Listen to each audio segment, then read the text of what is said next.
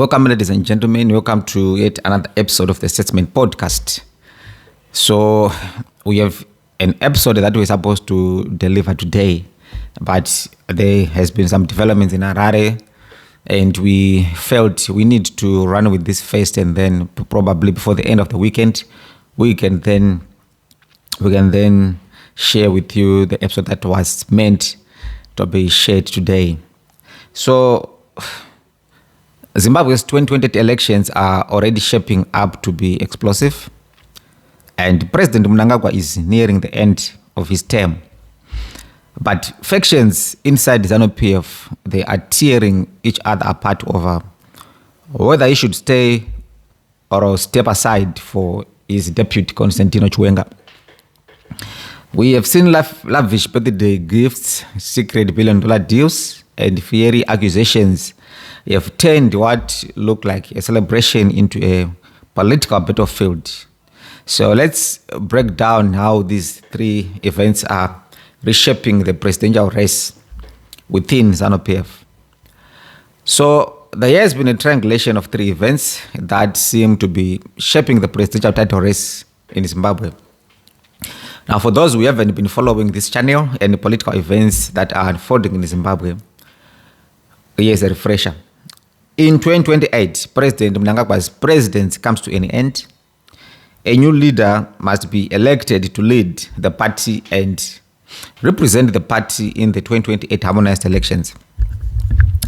A faction that is linked to the incumbent president, which includes Daniel Garwe, Lavoma Tuke, probably majority of the cabinet. I said majority, not all of them, even though they are appointed by the president, because for all we know, Mnangagwa is not supporting this 2030 So it's not everyone within the cabinet. It's also not everyone within ZANU-PF. But curiously, the Chiwenga crew, a term coined by the vice president, they are pushing for extension of the president's term to 2030, and allegedly this is done so as to pave a way for Kudakwashe Tagwire. This guy just joined the Central Committee, and remember, he needs to get 5 years for him to qualify to stand as a president of the party. So the other faction is associated with the vice president, which is resisting such attempts, and they are doing so vehemently and openly. But we also understand there has been a gentleman's agreement where it is supposed to retire for Chiwenga to take over. So it is in light of this background that the foregoing story must be understood. So number one, the president turned 83 this month, and the youth held a colorful celebratory event that coincided with the Munumtaba Day celebrations in Tshawane. The events were linked to honor the president's iconic contributions to national development and the role played by King Munumtapa in laying national foundations of the present state of Zimbabwe. At the event, President Mnangagwa handed over 10 ambulances to 10 provincial hospitals, 10 Toyota Land Cruisers to the ZANU-PF official provincial chairpersons, and 100,000 to each province, and 100,000, this is US dollars.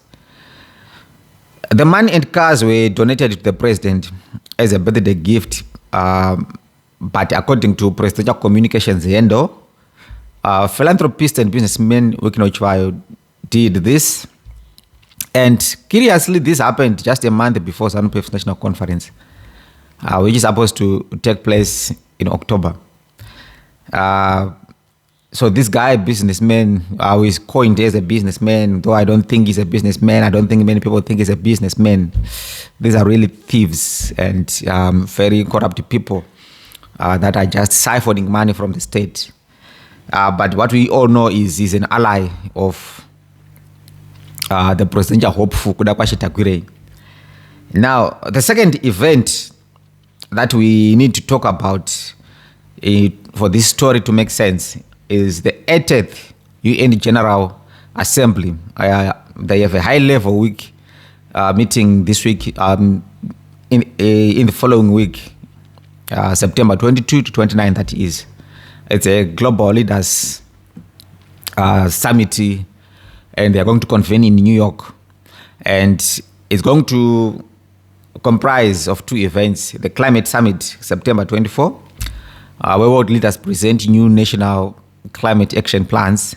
And number two, we have got Global Dialogue on AI Governance, which is September 25. It's a high-level meeting to launch this new initiative. That's the second event. Then the third event, the third and final event, the ZANU-PF Politburo meeting. So this happened soon after the birthday celebrations, and Zimbabwe's ruling party is reeling from an extraordinary confrontation after Vice President Constantino Chiwenga accused petroleum magnate Kodakwashi Tagberei of looting billions of dollars from ZANU-PF to buy influence and capture the party. And this was revealed by Zim Life, and they have an explosive on their website of this story. So the allegations were laid bare during a stormy Politburo meeting on Wednesday, according to Zim Life. And this is the last before the last Politburo meeting before the party's annual conference next month. So according to insiders, Chiwenga accused petroleum magnate Kodakwashi Tagberei of looting billions of dollars from ZANU-PF to buy influence and capture the party. The explosive allegations were laid bare during a stormy Politburo meeting on Wednesday. And according to insiders, Chiwenga marched into the meeting. He was armed with a dossier that stunned many in the room of nearly 50 members. And this reminds me of back then when it was G40 versus the Lacoste. Remember when Jonathan Moyo also did probably a documentary or a film of some sort to accuse or to as evidence in his accusations against Emerson Mnangagwa. This is exactly probably the same script that have been implemented by the vice president. So in this dossier, he claimed that Tagberei siphoned at least 3.2 billion through ZANU-PF's shadowy stake in Sakunda Holdings, an investment few had ever heard of. I don't think anybody knew that ZANU-PF had a stake in Sakunda Holding except those within ZANU-PF. Now this is very new, and it brings a lot of things into perspective. Now the 45% shareholding allegedly set up by Robert Mugabe back then when he was president was supposedly held in a trust by President Emerson Mnangagwa, Vice President Kembo Mohadi, and the party legal secretary Patrick Chinamasa. And in the same dossier that was presented by Jonathan Moyo when he was accusing Emerson Mnangagwa, he mentioned that the party has shares in many companies, local and foreign-based companies. And he said all these companies, or the ZANU-PF stake was actually registered by Emerson Mnangagwa, and it's all in the name of Emerson Mnangagwa, and that the party has never benefited even a single cent from all these companies. And that's when he mentioned that Emerson Mnangagwa is the richest man in Zimbabwe. I am not sure if you guys still remember, but that is exactly what Professor Jonathan Moyo mentioned in his own dossier when he was accusing the vice president then, Emerson Mnangagwa. So these three guys, Emerson Mnangagwa, Vice President Kembo Mohadi, and it brings into light, and also I think we begin to understand why Kembo Mohadi, once fired, definitely he was fired of, even though he tendered his own resignation, and he was even brought back again. And you can tell that the man is not well. He needs to rest. But irrespective of that, they brought him back, which means there's a lot more that meet the eye when it comes to Vice President Kembo Mohadi and President Mnangagwa. He's a darling of the president. And this may explain probably why that relationship is so close Right. So, and Patrick Chinamasa also, damn, I didn't see that coming. Honestly, I didn't see that coming. But that may also explain why Patrick Chinamasa, yes, I think he has shifted to his loyalties. I think initially he didn't want this 2030 Mnangagwa varipo, as he vehemently defended that it's an impossible feat to achieve. On the conference where the resolution number 1 was that the president Mnangagwa must proceed to 2030, but Patrick Chinamasa, he vehemently defended against this move and saying it is difficult to achieve. But all of a sudden now it seems he is in the corner of the president Kudakwashi Tagwire. Remember the midnight tweets, post that he did, defending that Kudakwashi Tagwire has been admitted into the Central Committee. And now it's all now coming together and making some bit of sense when we see information like this coming to light. So, according to the vice president, instead of the party reaping dividends from these shares, Tagwire has diverted the billions to fund loyalty networks within ZANU-PF, funneled largely through flashy benefactors such as, of course, your Wikino Chifayo, gold dealer Scott Sakuphanya. You've got your Geo Pomona boss Deli Shunguwaya, who was also named as a key player. But then you must understand, or I understand, that, okay, Scott probably is his own man, or he is not. Or he is. I don't know when he started doing these things, but as it appears, he is so much connected and so much close to Kudakwashi Tagwire, to the president themselves, and the stronghold that he has on the gold sector in Zimbabwe, to think that it is Scott's only doing, or his own excellence, or his business acumenship that has led him to be, according to many reports, the biggest gold dealer in Zimbabwe. And it's only him. It seems far-fetched for me. So now, according to this, we know these people, they are not only benefactors of Kudakwashi Tagwire, but even including Kudakwashi Tagwire, they are all benefactors, I think, of the president himself. We have got Wikino Chifayo. We saw him going to the birthday celebrations in the president's chopper with the president himself.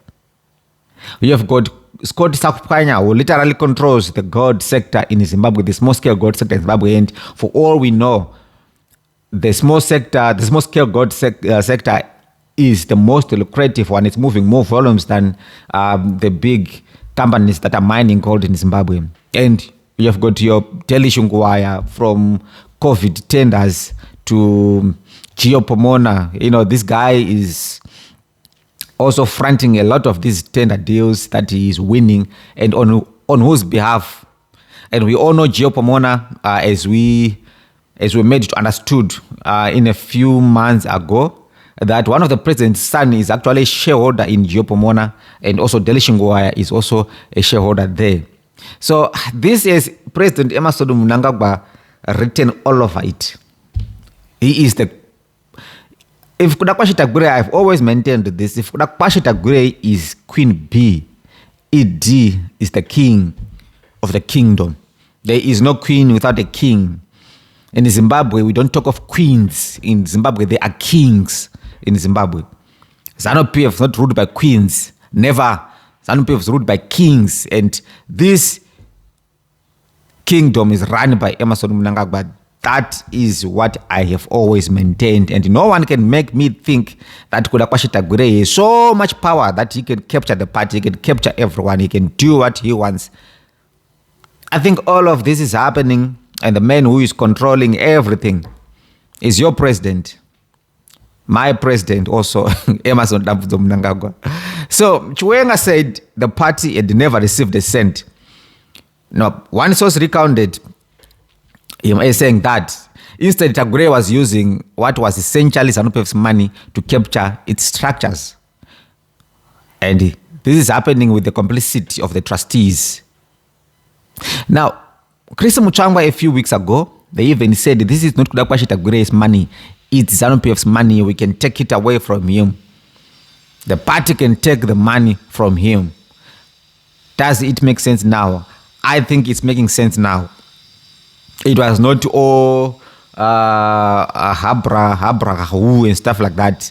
It's now beginning to make sense. So Chiwenga reportedly demanded the immediate arrest of Kudakwashe Tagure, of Wikino Jifayo, Sakupkanya, and Delish. And this happened in that moment, the Politburo was left quiet and astonished. Now, the vice president did not spare Mnangagwa himself. He accused the president of being the ultimate beneficiary of Tagure's largesse.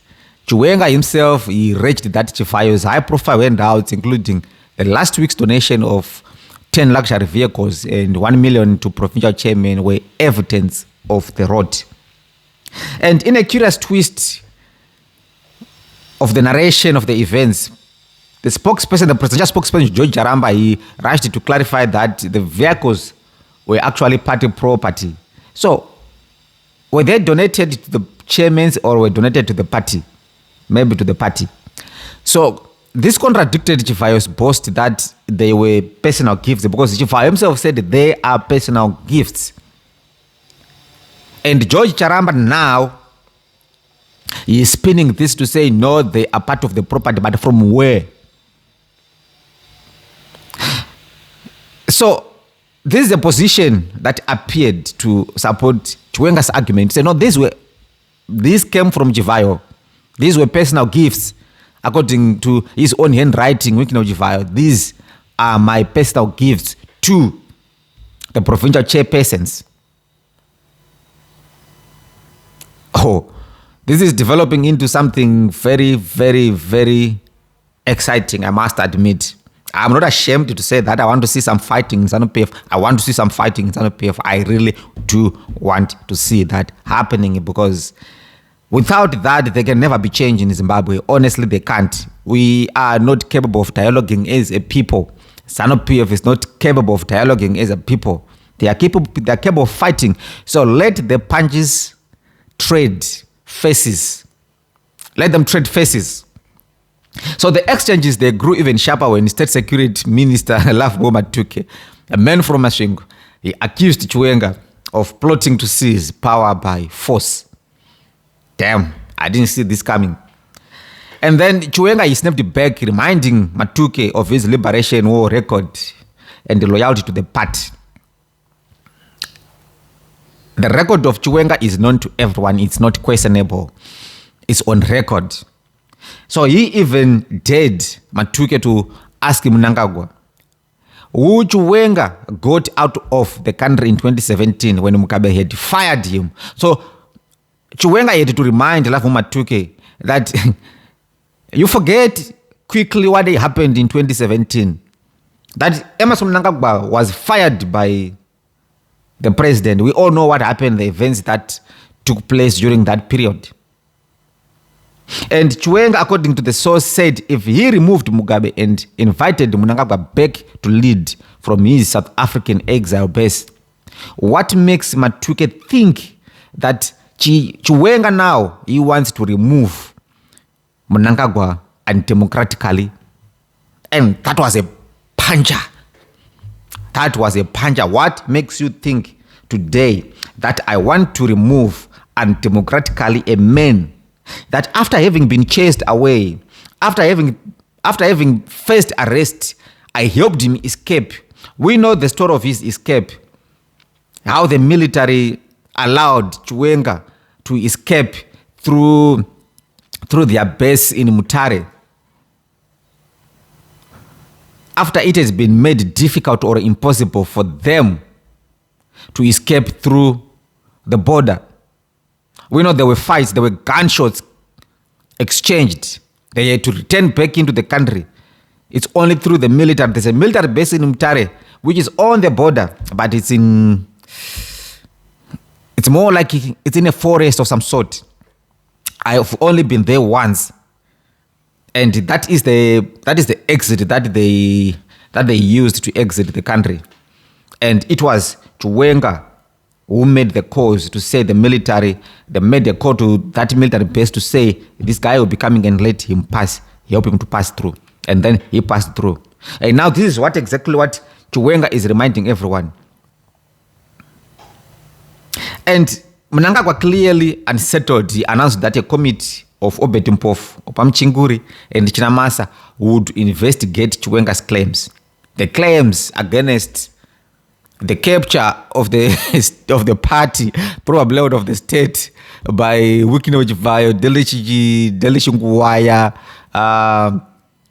Yokudakwashe Tagure. No, man, they are not going to investigate anything because it's the president they will be investigating. Remember, that guy, Louis Matud, when he was fired, after exposing people like Kudakwashe Tagwire, you can't, when you expose them, you're exposing the president. These are president's people. These are president's men. So what you are actually investigating is you're investigating that the president has captured the party. He doesn't need to capture the party, of course. He's the president. His rule is law. But it's getting so heated and difficult and unpredictable in ZANU-PF. So by Thursday, sources said the president was mulling whether to cancel a scheduled trip to the United Nations General Assembly to manage the escalating crisis. We will see when the time comes for the conference, for the assembly, if he is going to leave for New York. But then this drama, it spilled into the following day, according to News Live. And in a breach of tradition, Mnangagwa pointedly avoided the customary pre-briefing with Chiwenga and Mohadi before a central committee meeting at the party headquarters. Instead, what he did was he headed straight to his loyalists led by Daniel Garwe.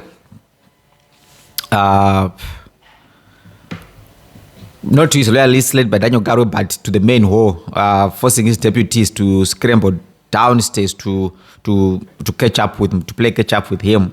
But during his speech, Mnangagwa appeared to roll back from declarations by some of his loyalists that there would be no elections in 2028. It is therefore of critical importance that we introspect as a party, not only with regards to our short-term activities, but in view of the bigger objective that our party wins the 2028 harmonized general elections, he said. Okay, fair to him, he has always maintained that there are no elections, but who really believes him? Who really believes him? And if he truly meant this, all the talk of 2030 Mnangagwa, there wouldn't be any such talk if the president didn't want that to proceed. These are his people, he can control them. I can tell you, Garwe, if you continue doing this, and if I hear you again, ever again, talking this 2030 nonsense, I'm going to fire you as a cabinet minister. Done. You'll never hear Daniel Garwe mentioning 2030 Chitonga. Never. Never. So, this is all a game that is being played by the president himself. He is leading this game. He is a very smart man, he's a very cunning man, and he's a very scheming man. So the clash has laid bare ZANU-PF's deepest fault lines, I would imagine. Chiwenga, a long-term seen as Mnangagwa's inevitable successor, is resisting efforts to extend Mnangagwa's presidency beyond 2028. Meanwhile, Mnangagwa's loyalists, many of them fearing arrest by a Chiwenga government, are pushing for him to stay in power, with some touting the sanctioned Tagwire as a possible successor. Now, for now, both camps appear entrenched as ZANU-PF heads into its October conference in Mtare.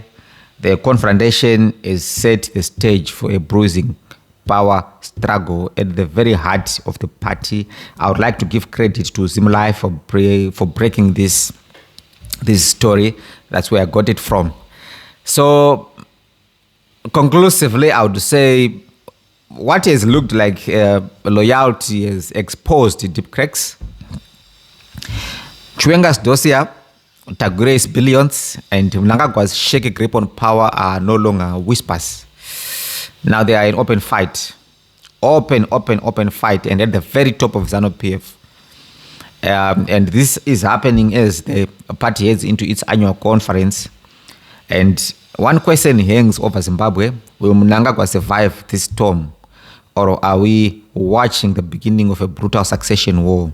So stay tuned, because this story is far from over, and we will continue to be breaking this story whenever new developments take place. If this is your first time on this platform, please support the platform by liking and subscribing. Thank you so much. See you next time. Take care. Stay tuned.